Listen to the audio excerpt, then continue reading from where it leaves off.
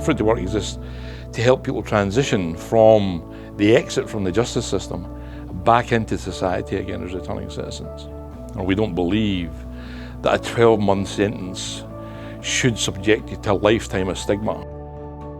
So I was sentenced to 12 months in prison and I had an 18-month corrections order that I had to fulfill. When I was released, every job I applied for, as soon as they saw I had a criminal record, I would just never hear back. Today, I'm the general manager of Fruit2Work because somebody gave me a chance. Fruit2Work does what it says on the label. We deliver fruit, milk and pantry items to over 500 businesses around Melbourne. But what Fruit2Work really does is it creates meaningful, transitional employment for people who are impacted by the justice system. We were caught in a perfect storm. Coming out of COVID, most organisations were trying to recover from lack of growth.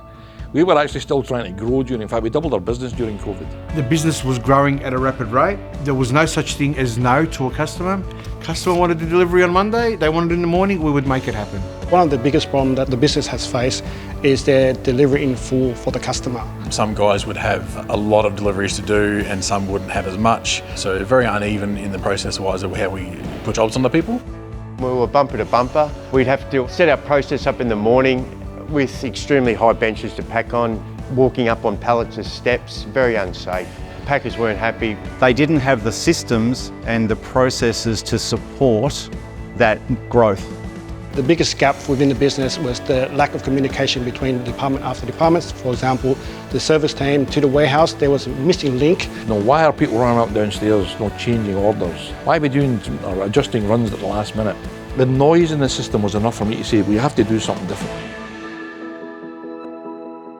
What happened as we went through the process for the Toyota team, it became really, really clear to them, you cannot manage what you cannot measure. We have an optimisation system that takes us from delivery to delivery. And the optimizer is very simple, like a Google map, where you actually input all the routes based on the address and locations.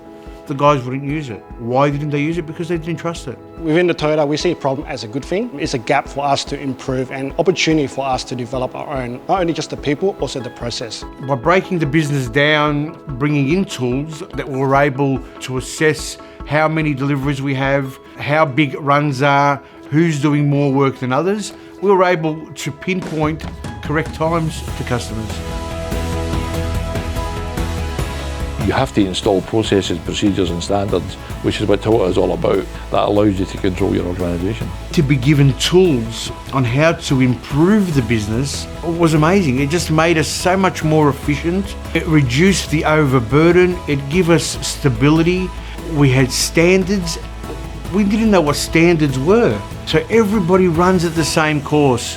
And the circle of information is imperative to a business. Basically, it's 100% easier than what it was. Much more organised.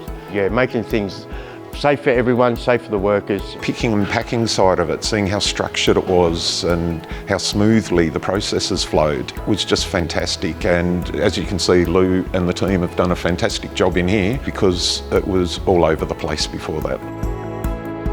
Ultimately ends when the drivers come back from their run and they come and complete their sections. Like how many deliveries they got early, how many are late, was their first delivery on time, and then following on to probably one of the most important parts is any problems they encountered throughout the day, which is really customer feedback as well as problems where maybe they were a box short or something.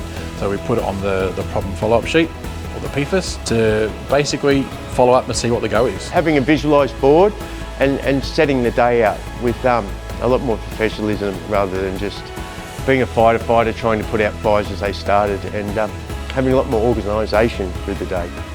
With the background work we did and the tools that were provided by Toyota, we were able to prove to the drivers that this optimisation system works. You just need to follow it. And they did, and it has. Our baseline prior to Toyota coming on board was 86.96%. First delivery on time. By the end of September, we were 99%. We doubled our manpower, we doubled the number of trucks, we doubled the number of customers, we doubled our revenue in the middle of a pandemic. You don't get any more perfect a storm than that. When someone knows what a good job looks like, that sense of fulfillment and reward and purpose is so much higher that people can go home at the end of the day knowing that they've done a good job. That in itself creates massive engagement between the Toyota team and the Fruit2Work team, because the Fruit2Work team, look, these guys ain't joking. If they're putting hard yards in, we're going to put hard yards.